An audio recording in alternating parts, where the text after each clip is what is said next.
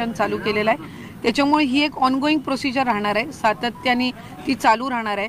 त्याच्यामुळे कमी जास्ती नंबरमध्ये आपल्याला पुढच्या कालावधीमध्ये पाहायला मिळेल। वेगवेगळ्या योजनांमधले पैसे जर माघारी घेतले जातात तर लाडक्या बहीण योजनेमधले पैसे तुम्ही वापस का घेत नाही? पण असं कोणी म्हटलं की वापस घेत नाहीये? मी आताही याआधी माहिती दिली की सरकारी चलनच्या माध्यमातून आपण राज्य शासनाची जी तिजोरी असते ट्रेजर, त्याच्यासाठी आम्ही संदर्भातला आमचा संपर्क चालू आहे। ते एक स्वतंत्र हेड म्हणजे रिफंड हेड जो असतो तो त्याच्यासाठी ते आम्हाला त्या ठिकाणी तयार करून देतील आणि त्या माध्यमातून हे राज्याच्या तिजोरीमध्ये येणार आणि ते वेगवेगळ्या योजना असेल किंवा इन्फ्रास्ट्रक्चर असेल किंवा इतर ह्याच्यासाठी जसं रुटीन शासनाचं रिफंडचं फंड वापरला जातो इतर योजनांसाठी किंवा शासकीय जी काही आपली लोकउपयोगी लोककल्याणकारीच्या योजना असतात तर त्यामध्ये तो वापरला जाईल। आपला मुद्दा असा आहे प्रामुख्याने तुम्ही असं म्हणताय की ज्यांचे अर्ज माघारी आलेले आहेत ते पैसे माघारी येत आहेत त्यांचे, परंतु ज्यांना चुकीच्या पद्धतीनेच अर्ज भरलेले आहेत जे अजूनही बोलायला तयार नाही।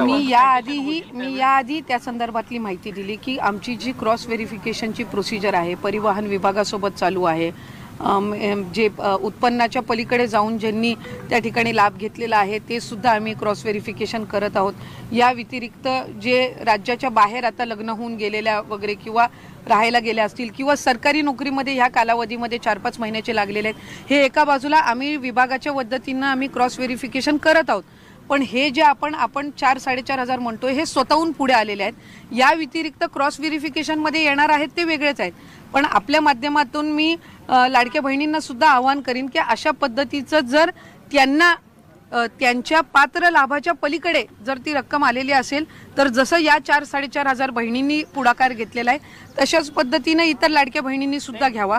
त्याच्यामुळे ह्या दोन स्वतंत्र प्रोसिजर आहेत। एक आहे की ज्या 4-4.5 बहिणींनी स्वतःहून त्यांना जाणवल्यानंतर त्यांनी परत करण्याची प्रोसिजर ॲप्लिकेशन केलेलं आहे आणि विभागाच्या माध्यमातून जे स्वतंत्र चालू आहे ते आहेच। म्हणून मी आपल्याला सुरुवातीला माहिती देत असताना म्हटलं की हा आकडा दोन्ही जर आपण कंबाईन केले तर पुढे मागे होण्याची कमी जास्त होण्याची शक्यता आहे। त्यांच्याकडनं पैसे तुम्ही मागे ते पैसे परत वापस घेण्यासंदर्भात हा प्रश्न आहे। पैसे परत घेतले जाणार का ज्यांनी चुकीच्या पद्धतीने त्यांचे पैसे जे आधी फॉर्म भरून मी आपल्याला त्या संदर्भामध्ये सुद्धा माहिती दिली की आम्ही क्रॉस व्हेरिफिकेशनमध्ये अशा पद्धतीनं आढळल्यास त्यांना त्या संदर्भातली माहिती देऊन आत्ता जसं 4-4.5 हजार बहिणी पुढे आलेल्या आहेत आणि त्या स्वतःहून शासनाला ते रिटर्न करत आहेत, तशाच पद्धतीनं ज्यांनी चुकीच्या पद्धतीनं घेतलेल्या आहेत त्यांना त्या संदर्भामध्ये एकदा तो डेटा आम्हाला जसा मिळत जाईल त्यांना त्या संदर्भातली माहिती दिली जाईल आणि राज्य शासनाच्या तिजोरीमध्ये तो त्या पद्धतीनं जमा केला जाईल।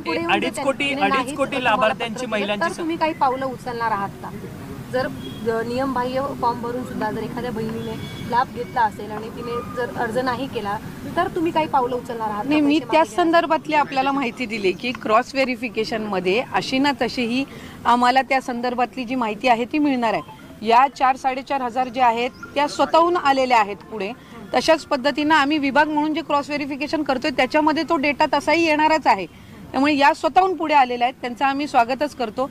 अशाच पद्धतीनं इतर असतील तर त्यांनी स्वतःहून पुढे यावं आणि अदरवाईज क्रॉस व्हेरिफिकेशनमध्ये हळूहळू आमच्याकडे तो डेटा तसाही येत आहे। तुम्ही म्हणतात की क्रॉस व्हेरिफिकेशन करून डेटा तुम्ही कलेक्ट करणार आहात। 2.5 कोटी लाभार्थी महिलांची संख्या आहे। साधारणपणे तुमच्या डिपार्टमेंटकडे काही आकडेवारी आहे का? जर क्रॉस व्हेरिफिकेशन झालं तर इतकी आकडेवारी ती खालावेल म्हणून? आम्ही सुरुवातीपासूनच या संदर्भातली भूमिका स्पष्ट केलेली आहे की क्रॉस व्हेरिफिकेशन किंवा स्क्रुटिनी आम्ही 2.5 कोटी लाभार्थ्यांचं पूर्णपणाने करणार नाही।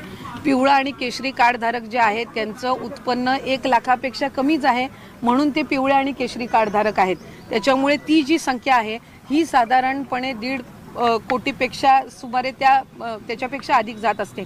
त्याच्यामुळे तिथं स्क्रुटिनी किंवा क्रॉस व्हेरिफिकेशन करण्याचा काही विषय येत नाही, कारण त्यांचे उत्पन्न हे त्यांना जे कार्ड मिळालेलं आहे जे पूर्वीपासून अन्न व नागरी पुरवठ्याच्या माध्यमातून किंवा इतर योजनांचा ते लाभ घेत आहेत त्याच्यामध्ये ते क्लिअर आहे। दुसरी महत्त्वाची बाब नमो शेतकरी योजना आहे ज्याच्यामध्ये 1000 रुपयाचा लाभ काही महिलांना मिळत असतो। त्याच्यामध्ये सुरुवातीपासूनच आम्ही शासन निर्णयामध्ये एक निर्गमित केलेला आहे की ज्या इतर योजनांचा लाभ घेतात पण तो 1500पेक्षा कमी आहे त्याची जी वरची कॅपिंग आहे ती लाडकी बहीणच्या माध्यमातून दिली जाईल। म्हणजे उदाहरणार्थ नमो शेतकरीचा 1000 रुपयाचा लाभ हा लाडक्या बहिणींना मिळतोय। आता 1500 तो करण्याच्या दृष्टिकोनातून वरची जी 500चा लाभ आहे हा लाडक्या बहिणीच्या माध्यमातून दिला जाणार आणि ह्यामध्ये आम्ही कुठलाही शासन निर्णयामध्ये बदल करत नाही. आपण जो GR सुरुवातीला बघितला किंवा शासन निर्णय जो आम्ही निर्गमित केलेला आहे त्यानुसारच त्या ठिकाणी ही सर्व प्रक्रिया सुरू आहे.